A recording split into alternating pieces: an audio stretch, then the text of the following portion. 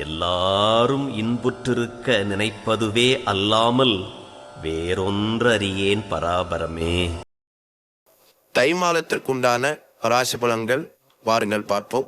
கடகம் ராசி நேயர்களே, இந்த கடகராசி நேயர்களை பொறுத்தளவு இந்த மாசத்துல பார்த்தா உங்களுடைய ராசிக்கு 2ஆம் பாவாதிபதி தன குடும்ப வாக்காதிபதியாக இருக்கக்கூடியவர் ராசிக்கு 7ஆம் இடத்துல போய் மகரத்தில் அமர்த்திருக்கிறார். அதான் மகரத்துல போய் சூரியன் இருக்கிறதுனால உங்களுடைய ராசியை பார்த்து கொண்டிருக்கிற காரணத்தினால 7ஆம் இடத்துல சூரியனும் புதனும் கண்டிப்பாக பெரிய குறைகள் இல்லை.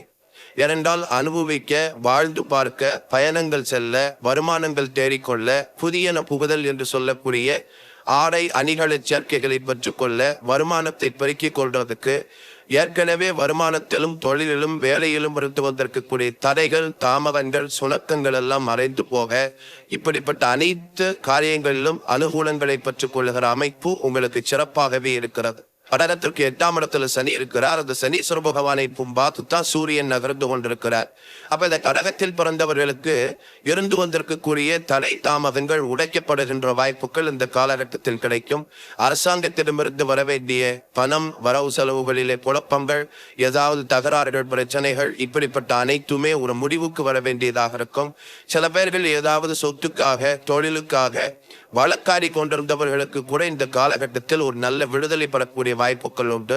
நீங்கள் நினைத்தது போல உங்கள் பக்கம் சார்பாக வழக்குகள் தீர்ப்பாயம் செய்யக்கூடிய வாய்ப்புகள் உண்டு. கடகத்திற்கு ராசிக்கு 12ஆம் இடத்துல செவ்வாய் இருந்து கொண்டு 3ஆம் இடத்தை பார்த்து கொண்டிருக்கிறார். 5 கூடையவன் 3ஆம் இடத்தை பார்ப்பது என்பது உங்களுடைய உத்வேகம், முயற்சி, முன்னேற்றம், அந்த உழைப்பு, இது எல்லாமே உங்களுக்கு நல்ல சக்சஸ் ரேஷியோ கொண்டாந்து கொடுக்கக்கூடிய வாய்ப்புகள் உண்டு. ஏற்கனவே உங்களை பொறுத்தளவு நினைத்ததை உடனே செய்யக்கூடியவர்கள், எதையுமே தர்மத்தோடு கனகச்சிதமாக உடனடியாக 100% சரியா இருக்கணும்னு நினைச்சிட்டு பாடுபடக்கூடியவங்க.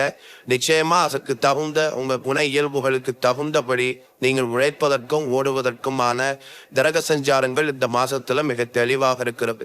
சூரியன் ராசியை பார்த்து கொண்டிருப்பது என்பது மனதில் இருந்த குழப்பங்களுக்கு விடுதலை கிடைக்கும்.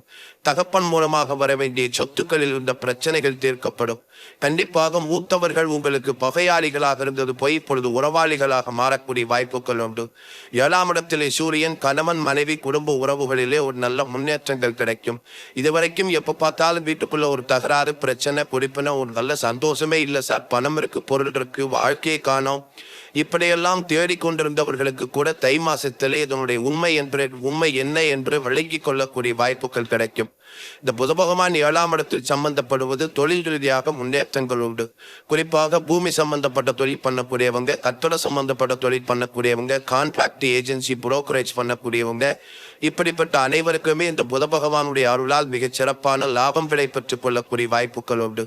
புதன் கேந்திரத்தில் அமர்கின்ற காரணத்தால் உறுதியாக உங்களுக்கு இந்த இளம் பிள்ளைகளாக இருக்கக்கூடியவங்க, வீட்டுக்குள்ள குழந்தைகளாக இருக்கக்கூடியவங்க, இவர்கள் மூலமாக மிக நல்ல தகவல், நல்ல முன்னேற்றம், படிப்புல முன்னேற்றம், பள்ளிக்கூடத்து பிள்ளைகளுக்கு புத்திச்சாதுரியம், மறதி குணத்தை விட்டு சாணக்கியத்தனமாக சிந்திக்கக்கூடிய வாய்ப்புகள், இப்படி ஏராளமான நன்மைகளை பெற்றுக் கொள்ளக்கூடிய வாய்ப்புகள் நிறைவாகவே உங்களுக்கு உண்டு.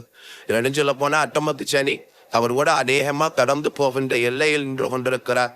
அப்ப அஷ்டமத்து சனி என்று சொல்லக்கூடியவர் இருந்த வீட்டை கெடுப்பதில்லை.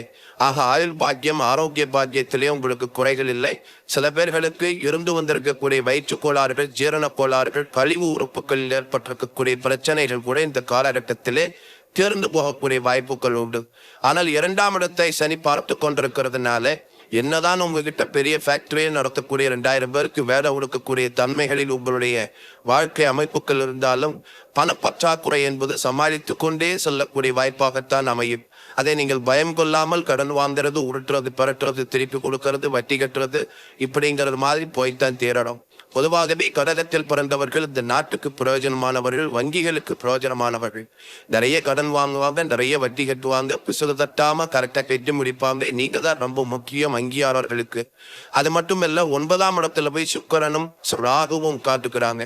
இந்த சுக்கிரன் 11 கூடிய பாதகாதிபதியாக இருந்து 9இல் அமர்கிறதுனால நீங்கள் ஏதாவது கையெழுத்து போடுகின்ற போது படிக்காத பேப்பர்ல கையெழுத்து போடக்கூடாது. யாரென்று தெரியாத இடங்களில் நீங்கள் வாக்குறுதிகள் கொடுக்கக்கூடாது.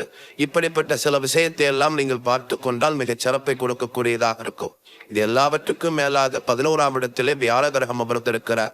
இந்த வியாழனும் செவ்வாயும் 3ஆம் இடத்தை பார்க்கின்ற காரணத்தால் கண்டிப்பாக உங்களுடைய தைரிய வீரியம் சிறப்பாக இருக்கின்றது. தொட்டகாரியம் துலங்கும், நினைத்தது நடக்கும், கேட்டது கிடைக்கும் என்று சொல்லுகின்ற அளவிற்கு அதிர்ஷ்டங்களை கொடுக்கக்கூடிய இடமாக காட்சியளிக்கிறது. குரு 11ஆம் இடத்தில் இருக்கின்ற போது யாரென்று தெரியாதவர்கள், அந்நியர்கள், அந்நிய நாட்டு மக்கள், இப்படிப்பட்ட பெரியவர்கள் அத்தனை பேரும் உங்களுக்கு உதவிக்கரம் நாட்டக்கூடிய வாய்ப்புகள் உண்டு. இதே வியாழ கிரகம் ராசிக்கு 5ஆம் இடத்தை பார்த்து கொண்டிருக்கிறார். பிள்ளைகளின் மூலமாக பெற்றோருக்கு, இளம் பிள்ளைகளை பெற்றுக் கொண்டிருக்கக்கூடிய தாய்மார்கள் கண்டிப்பாக அவர்களுடைய உடல்நிலை பிடிப்பீடைகளிலிருந்து விடுதலை பெறுகின்ற வாய்ப்புகள் எல்லாம் கிடைக்கும். இதே மாதிரி 7ஆம் இடத்தையும் குரு பார்த்து கொண்டிருக்கிறார்.